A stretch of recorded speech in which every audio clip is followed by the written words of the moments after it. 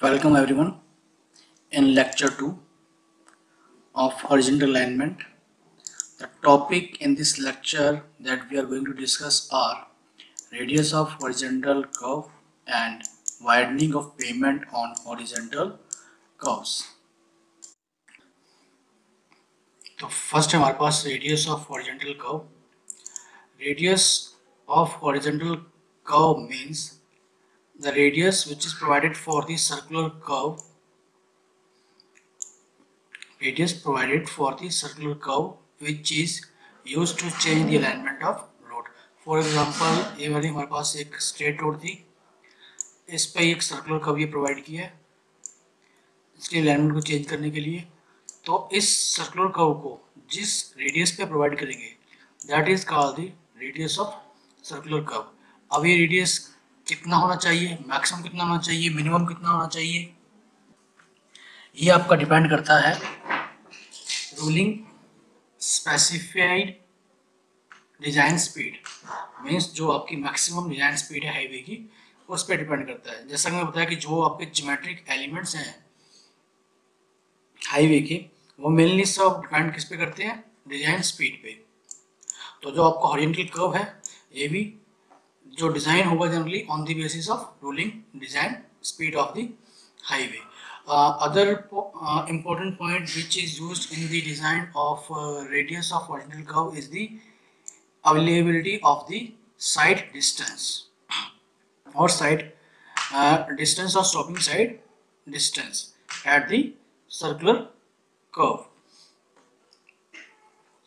As we read in the last lecture of superelevation that the centrifugal force is mainly dependent on the radius of horizontal curve. So to keep the centrifugal force within low limit, it is recommended that the radius of horizontal curve should be high.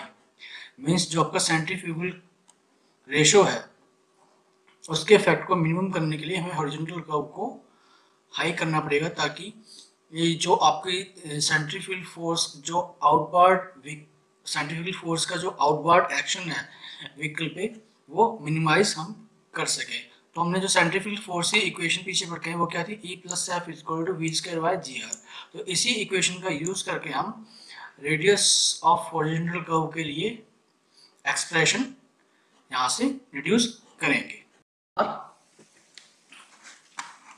अब इस equation में क्या है हमारे पास, जो maximum अलाउलेबल super elevation अगर हम लेके चलें 7% और design of coefficient of little friction 0.15. इस इक्वेशन में यहाँ पे जो आपका स्मॉल v है वो किस में है, मीटर पर सेकंड में है, और capital V kilometre per our में. ठीक है जी. बाकी सारी जो आपके नॉमेनक्लेचर्स हैं वही है. Radius of horizontal curve, g is the acceleration due to gravity. और जो मैक्सिमम वैल्यूज हैं सुपर एलिवेशन की दैट इज 0.07 और कोएफिशिएंट ऑफ लिटिल फ्रिक्शन की 0.15. इसे हम इस इक्वेशन पुट कर देते हैं तो ये इक्वेशन क्या बन जाएगी, इक्वेशन क्या बन जाएगी, ये 0.22 इज इक्वल टू v²/gr. और r को हम इस साइड ले आए इक्वल टू के, और E + F है जो आपका,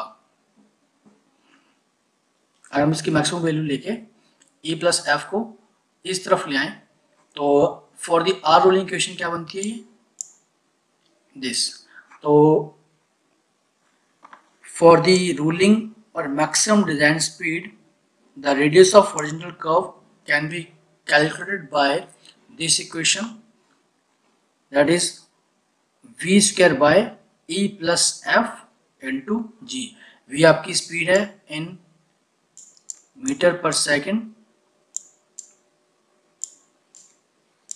सुपर एलिवेशन अगर आपको प्रोवाइडेड है देन आपने वो यूज करना है, अगर नहीं प्रोवाइडेड है तो मैक्सिमम कितना है 7% and f 0.15. g the acceleration due to gravity 9.8 metre per second square. Now if the minimum design speed is given, यहाँ पे क्या है, ये तो मैक्सिमम डिजाइन स्पीड थी. अगर हम बात करें मिनिमम डिजाइन स्पीड की तो मिनिमम डिजाइन स्पीड के लिए इक्वेशन क्या बन जाएगी आपकी, ये सेम वही मैक्सिमम स्पीड से मिनिमम स्पीड रिप्लेस हो जाएगी, वही सेम इक्वेशन रहेगी। Minimum design speed maximum design speed का मतलब क्या है, जैसे नेशनल हाईवे है, नेशनल हाईवे के लिए रूलिंग डिजाइन स्पीड या फिर मैक्सिमम डिजाइन स्पीड कितनी है, 100 kilometre per hour, and minimum और एब्सोल्यूट मिनिमम डिजाइन स्पीड कितनी है, 80 किलोमीटर पर आवर। ठीक है, तो ये मतलब है यहाँ पे मिनिमम और मैक्सिमम और एब्सोल्यूट मिनिमम स्पीड का। तो अगर हमें maximum radius of horizontal curve निकालना है तो हमें मैक्सिमम डिजाइन स्पीड या फिर रूलिंग डिजाइन स्पीड यूज करनी पड़ेगी। अगर हमको minimum absolute minimum radius of horizontal curve निकालना है तो उसके लिए हमें मिनिमम डिजाइन स्पीड यूज करनी पड़ेगी। ना अब इस टेबल में क्या है हमारे पास, इस टेबल में आपके पास minimum radius of horizontal curve for the different terrain conditions के लिए एक कैलकुलेटर दे रखा है। ठीक है, जैसे for example for a road, national highway and state highway, plain terrain, national highway and state highway plain terrain में मिनिमम रूलिंग मिनिमम रेडियस कितना है हॉरिजॉन्टल कर्व का, 360, एंड एब्सोल्यूट मिनिमम रेडियस कितना है, 230। तो ये 360 है जो आपका, वो किसके लिए है, रूलिंग डिजाइन स्पीड के लिए। रूलिंग डिजाइन स्पीड कितनी है नेशनल हाईवे पे, 100 kilometre per hour, and absolute minimum design speed कितनी है, 80 kilometre per hour for the national highway in plain terrain. एक क्वेश्चन देखते हैं, calculation of radius of horizontal curve पर क्या गिवन है हमें, calculate the values of ruling minimum radius and absolute minimum radius of horizontal curve on a national highway in plain terrain. Assume ruling design speed and minimum design speed as 100 and 80. ठीक है जी, तो ruling minimum radius निकालना है और absolute minimum radius निकालना है। Ruling minimum radius का मतलब हो गया जहां पे स्पीड क्या है, रूलिंग स्पीड है,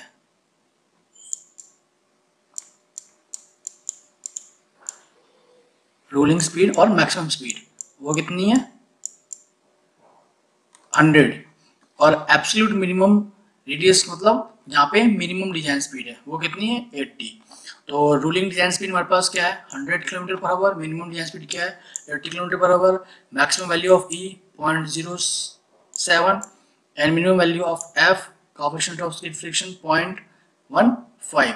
तो रूलिंग मिनिमम रेडियस क्या रहेगा, वही इक्वेशन यूज कर ली हमने, यहाँ पे इक्वेशन यूज कर रहे हैं, ये आपकी किलोमीटर पर आवर में है, v is in kilometre per hour. आप इसकी जो सेकंड इक्वेशन है जहाँ पे हम स्मॉल v मतलब v को मीटर पर सेकंड में लेके चलते हैं, और तो e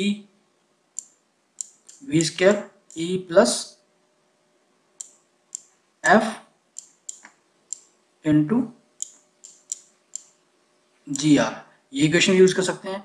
बस करना क्या होगा आपको, इस स्पीड को मीटर पर सेकंड में कन्वर्ट करना होगा।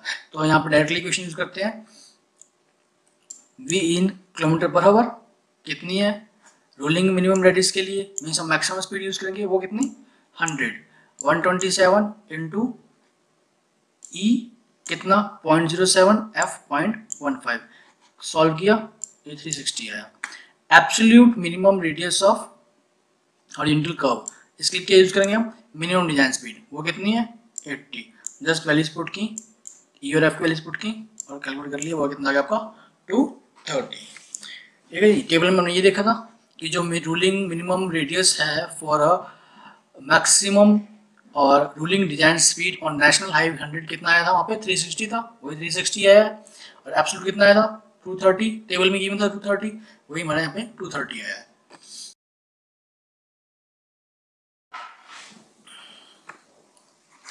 Now next is widening of pavement on horizontal curve. On a horizontal curve, when they are not of very large radii, it is common practice to widen the pavement slightly more than the normal width. The object of providing extra widening of pavement on horizontal curves are due to of the following reasons. पहले तो ये समझिए कि widening है क्या. Widening means मान लीजिए पहले आपकी horizontal curve पे रोड की शेप कुछ ऐसी थी, ठीक है. तो जब वाइडनिंग प्रोवाइड करते हैं तो वाइडनिंग हुआ जैसे जैसे आपका सर्कुलर कर्व शुरू हुआ है, सर्कुलर कर्व के साथ इसको थोड़ा वाइडन कर दिया रोड को, ये और ये, इसे कहते हैं वाइडनिंग ऑन हॉरिजॉन्टल. इस पर जो ये वाइडन किया ये वाइडन किया, this is the widening of payment on horizontal curve, outer side पे और इनर साइड पे. अब ये वाइडनिंग करते क्यों है? जब आपका रेडियस, जब आपका जो हॉरिजॉन्टल कर्व का जो रेडियस है वो ज़्यादा ना हो, when it is not very large, तो पेमेंट की इनर साइड और आउटर साइड की जो विड्थ को है, नॉर्मल विड्थ को है, थोड़ा इंक्रीज कर देंगे. इंक्रीज क्यों करते हैं? Because of the following reasons. First है जैसे हमारे पास to prevent the of tracking of the real wheel base on the horizontal curve. होता क्या है, जैसे आपका ये व्हीकल है, अब इस आपके फिगर में ये है ओरिजिनल आपकी रोड विड्थ, जो ये पोर्शन और ये पोर्शन शो कर रखा है, this is the widened portion, widening की गई है, ठीक है. फर्स्ट आपका ऑफ ट्रैकिंग है. ऑफ ट्रैकिंग मींस जो आपका ये फ्रंट व्हील बेस है, फ्रंट व्हील बेस क्या है, ये आपका होता है फ्लेक्सिबल, और जो आपका रियल बेस होता है वो क्या होता है, रिजिड.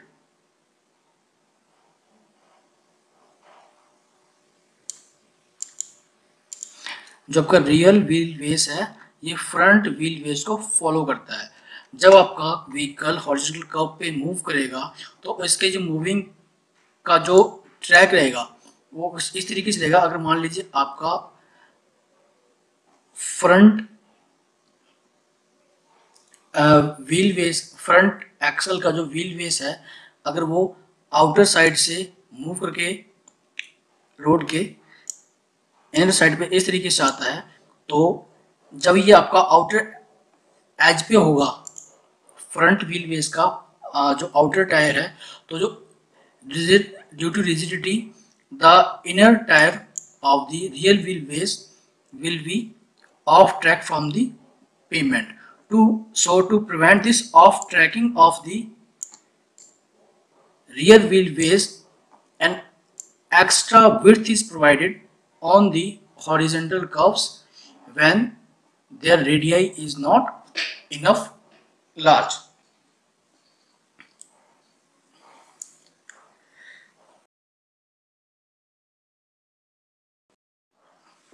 Second point है हमारे पास, at speeds higher than design speed when the super elevation and lateral friction developed are not fully able to counteract the outward thrust due to centrifugal force. क्योंकि जब आपका सुपर एलिवेशन और lateral friction जो developed on the road and tyre surface are not fully able to counteract the outward thrust, they are not fully able to counteract the outward thrust due to the centrifugal force, then in that case some transverse skidding may occur. अगर वो centrifugal force को control नहीं कर पाएंगी तो एक transverse skidding होगी. Transverse skidding हुई मीन्स जो आपका ये रियर व्हील बेस है व्हीकल का, ये ऑफ ट्रैक होने की कोशिश करेगा. रियर व्हीकल में take the path on the outside of those tracked by the front wheel, means front wheel का जो ट्रैक हो उसको फॉलो करने के बजाय वो आउटसाइड ऑफ ट्रैकिंग उसकी होगी. तो इस ऑफ ट्रैकिंग को रोकने के लिए at high speeds there should be a some widening on the horizontal curve. The path traced by the wheels on a trailer in case of trailer unit is also likely to be on either side of the central path of towing vehicle. Tractor trolley का जैसे case ले लें हम, तो tractor trolley के case में भी जो आपका ट्रेलर है वो जो आपकी ट्रैक्टर यूनिट है उसके पाथ को फुली फॉलो नहीं करता, तो उस केस में क्या है, उस ऑफ ट्रैकिंग को रोकने के लिए next point, in order to take curved path with large radius and to have greater visibility at the curve. Next is, this is very important, for the greater visibility at the curve. For the greater visibility भी क्यों चाहिए? For the stopping side distance. So for the greater visibility, the widening is also considered. In that case, the drivers have tendency not to follow the central path, as on the horizontal curve the drivers have tendency not to follow the central path of the lane but to use the outside at the beginning of the curve. ठीक है, तो normally करते क्या हम, जब horizontal curve आता है तो हम रोड के सेंटर में तो चलते नहीं है, हम क्या करते हैं, जो उसकी आउटर एज है उस तरफ से व्हीकल को मूव करते हैं। क्यों? For the greater visibility. That's why the widening is important for to have greater visibility at the curve, to have the safe stopping side distance. Next is, while two vehicles cross or overtake at horizontal curve, there is a psychological tendency to maintain a greater clearance. So last point जो इसमें widening की importance को show करता है वो क्या है, to maintain a greatest clearance between the vehicles while cross और ओवरटेक। जो इन सारे पॉइंट्स को देखें तो इन पॉइंट्स से हमारे पास क्या आता है कंक्लूजन निकल के, कि जो आपकी एक्स्ट्रा वाइडनिंग है पेमेंट की, जो रिक्वायरमेंट एक्स्ट्रा वाइडनिंग की पेमेंट की एट द हॉरिजॉन्टल कर्व, वो किस किस पे डिपेंड करती है, जो एक्स्ट्रा वाइडनिंग हम शो करते हैं W स्मॉल e से, तो ये आपकी एक्स्ट्रा वाइडनिंग की रिक्वायरमेंट है किस किस पे डिपेंड कर रही है, फर्स्ट पे डिपेंड कर रही है length of wheel base, wheel base vehicle का जो व्हील बेस है उसकी लेंथ। व्हील बेस मीन्स ये मान लीजिए आपका व्हीकल है, ये इसका फ्रंट एक्सल, ये आपका रियर एक्सल, तो इस लेंथ की हम बात कर रहे हैं, जो व्हील बेस की लेंथ है इस लेंथ पे डिपेंड करेगा, क्योंकि जितनी ये व्हील बेस की लेंथ ज़्यादा होगी उतना ही ऑफ ट्रैकिंग के चांसेस ज़्यादा होंगे, क्योंकि उस केस में आपका जो रियर एक्सल है फ्रंट एक्सल को फुली फॉलो नहीं करेगा due to the rigidity of the rear vehicle rear wheel base. Secondly, radius of curve negotiated are, दूसरा किस पे, जिस कर्व पे ये व्हीकल मूव करेगा, जिस रेडियस पे ये मूव करेगा हॉरिजॉन्टल कर्व के, उस पर डिपेंड करेगा। ठीक है, थर्ड पॉइंट है जिस पे डिपेंड कर रहा है on the psychological factor. Psychological factor means एक तो स्पीड ऑफ द व्हीकल और दूसरा radius of curve, speed and radius of curve. कि extra widening of payment on horizontal curve is divided mainly in two parts, mechanical widening and psychological widening. तो जो factors हमने पीछे study किए उन factors के बेसिस पे एक्स्ट्रा वाइडनिंग को हम दो पार्ट्स में डिवाइड कर सकते हैं, mechanical widening and psychological widening. Mechanical widening means the widening required to account for the of tracking due to rigidity of the wheel base, and it is given by n l square by 2r। यहाँ पे जो आपका n है ये आपकी number of traffic lens, अगर मान लीजिए सिंगल लेन रोड है तो n की वैल्यू 1, अगर ये आपकी 2 लेन है तो n की value 2 for 2 lane. L is the length of wheelbase. It is taken as generally 6 meter if not given. ये आपकी स्टैंडर्ड वैल्यू है, जो L की वैल्यू आपने मैकेनिकल वाइडनिंग के केस में लेंथ ऑफ व्हील बेस आपने 6 मीटर ही यूज करना है। R is the radius of horizontal curve in meter। तो आपकी ये तो थी मैकेनिकल वाइडनिंग। नेक्स्ट देखते हैं psychological widening. Psychological widening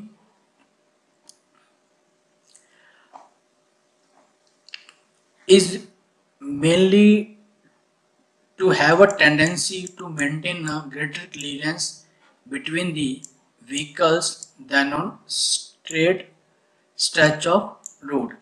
Therefore, for this an extra width of pavement is provided for psychological reasons, for greater maneuverability of steering at higher speeds।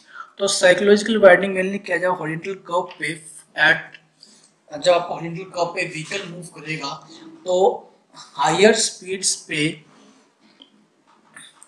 एक greater clearance चाहिए between the vehicles for a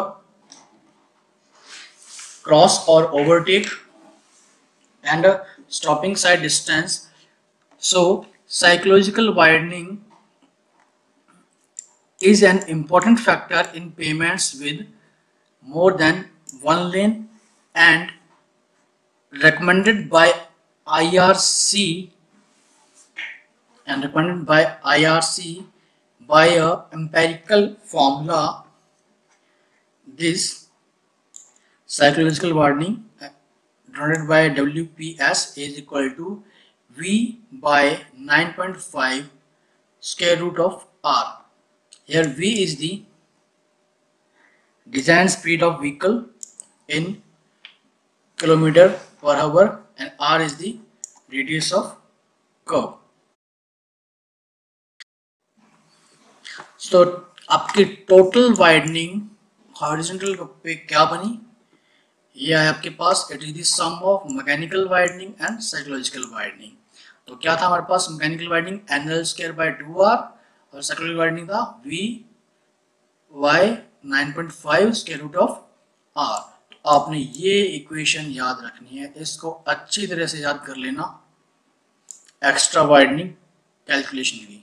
geometric designing का जब भी कोई question आता है उसमें extra widening पक्का पूछते हैं और सिंपल सा क्वेश्चन होगा उसमें आपने बस ये इक्वेशन लगानी है। आपको ये इक्वेशन याद होनी चाहिए कि एक्स्ट्रा वाइडनिंग क्या है, it is sum of mechanical widening and psychological widening and is equal to NL square by 2R plus V by 9.5 square root of R। यहाँ पे एक इम्पोर्टेंट कॉन्सेप्ट आपने ये याद रखना है कि as per recommendations of IRC the extra width is only provided when the radius of horizontal curve is less than 300 meter। Means जब आपका रेडियस ऑफ हॉरिजॉन्टल कर्व का रेडियस है अगर वो 300 मीटर से कम है तो उस केस में एक्स्ट्रा वाइडनिंग प्रोवाइड करनी ही करनी है। ठीक है जी। तो it is recommended by IRC that to have provide the extra width of pavement on horizontal curves when the radius is less than 300 meter। On the basis of IRC recommendations इस table में extra width और widening given है for the corresponding radius of horizontal curves for a 2 lane and a single lane। जैसे first example हम लेके हम extra width for a 2 lane for a horizontal curve up to 20 meter, extra widening कितनी है 1.5 on each side। Similarly for 101 to 300 extra widening is 0.6। Total extra widening कितनी है 0.6।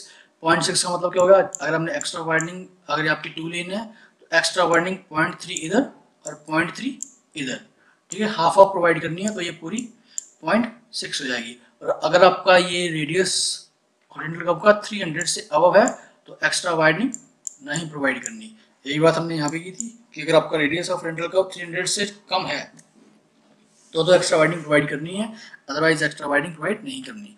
Similarly for the single lane If the radius of horizontal curve is between 41 to 60, then the extra widening is 0.6, and in case of radius of horizontal curve more than 60, अगर आपका ये radius of horizontal curve more than 60 है और single lane है तो extra widening provide नहीं करनी। ठीक है जी। टू लेन के लिए अगर आपका रेडियस ऑफ होरिजेंटल कर्व 300 से अब होता है तब प्रोवाइड नहीं करना, और सिंगल लेन के लिए अगर आपका ये रेडियस ऑफ होरिजेंटल कर्व 60 से अब होता है तो एक्स्ट्रा वाइडनिंग प्रोवाइड नहीं करना। For multi-lane roads, the pavement widening is calculated by adding half the extra width of two roads to each lane of the multi-lane road. Means जो आपकी total calculated extra widening है उसको half of inner और outer side में provide करना है in case of multi lane.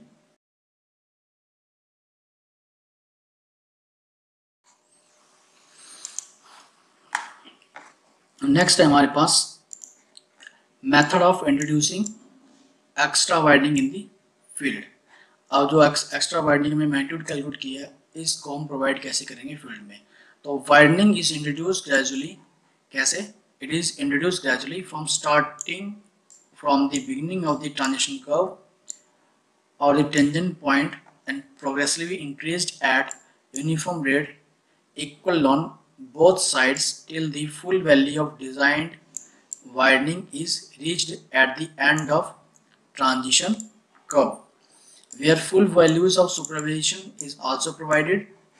The full value of extra width WE is continued throughout the length of the circular curve and decreased gradually along the length of transition curve.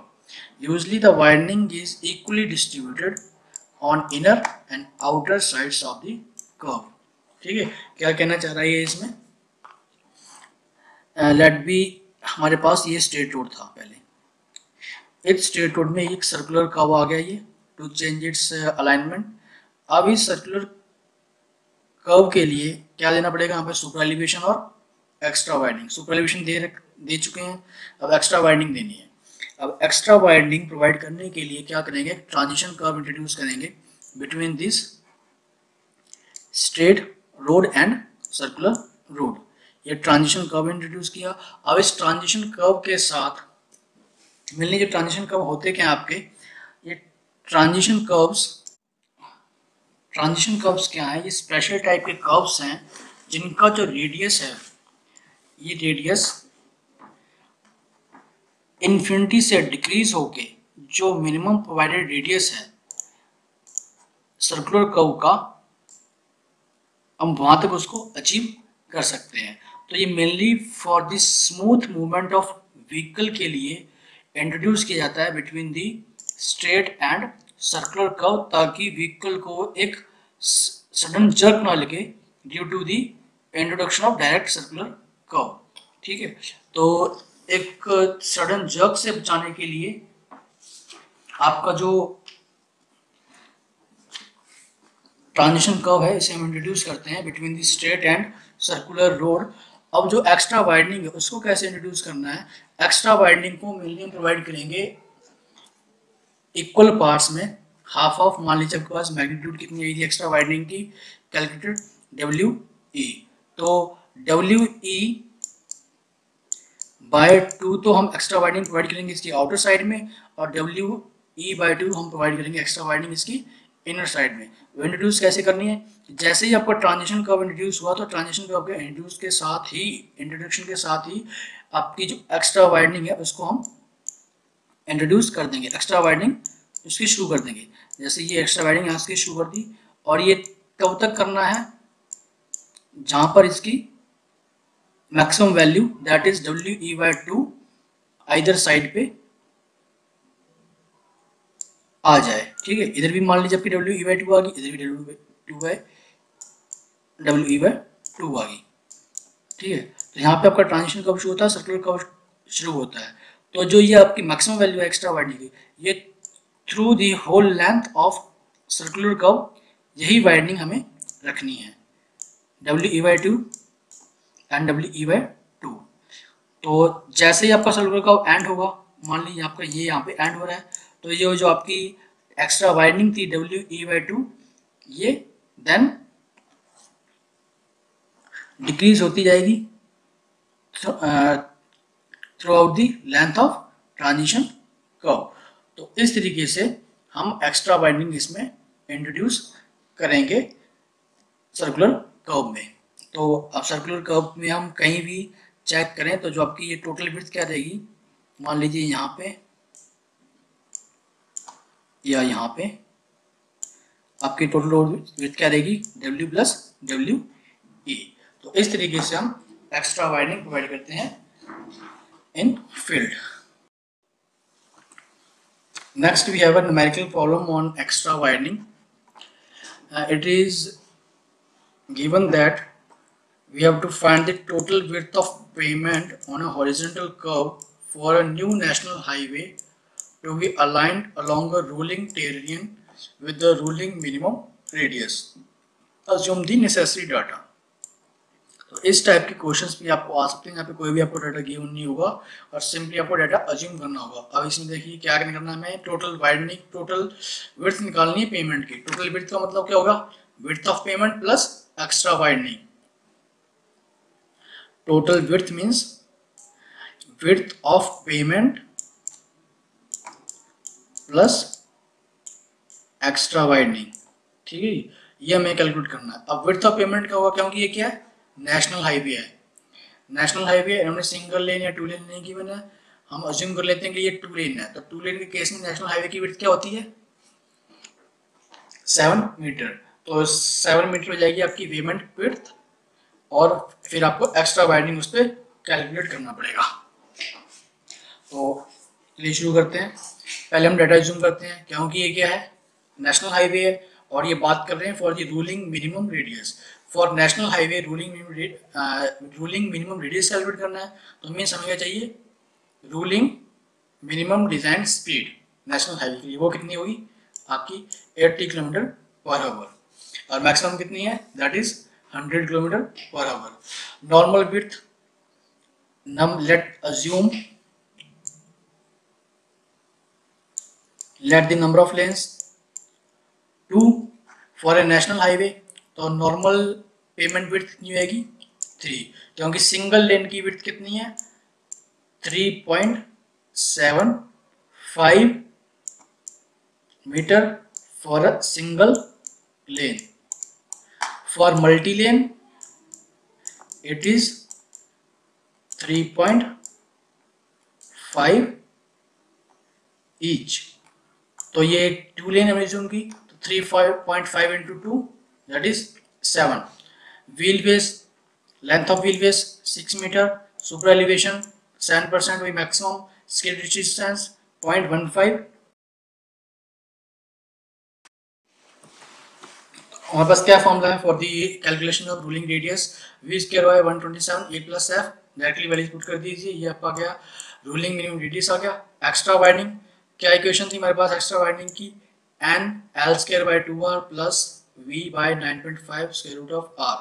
n हमने कितना zoom किया, 2 लेन, 2 आ गया, length of wheel base 6 का square आ गया, bye 2 into radius कितना निकाला, 230 add कर दिया, प्लस 80 आपकी जो स्पीड थी, speed of vehicle that is 80 kilometre per our, 9.5 S2S, radius ruling radius ये आपका 230 है, सॉरी यहाँ पे 230 कैलकुलेट किया तो आपकी एक्स्ट्रा वाइडनिंग आ गई 0.712। तो टोटल विड्थ ऑफ पेमेंट क्या आ गई, width of pavement plus extra widening 7 + 0.71 7.71 metre.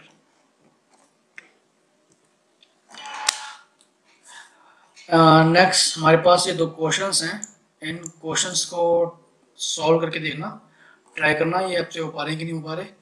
First question में हमें ऑफ ट्रैकिंग कैलकुलेट करनी है व्हीकल की। ऑफ ट्रैकिंग मीन्स यहाँ पे हमें कैलकुलेट करना है ओनली मैकेनिकल वाइडनिंग, ठीक है जी। सेकंड क्वेश्चन में हमें एक्स्ट्रा वाइडनिंग कैलकुलेट करनी है। ध्यान स्पीड गिवन है 30, radius of circular curve is given 50 metre. और ये कैलकुलेट किसने के लिए करनी है, एक्स्ट्रा वाइडनिंग कैलकुलेट करनी है फॉर अ 2 लेन पेमेंट, और एक मेथड सजेस्ट करना है to provide the widening. Thank you.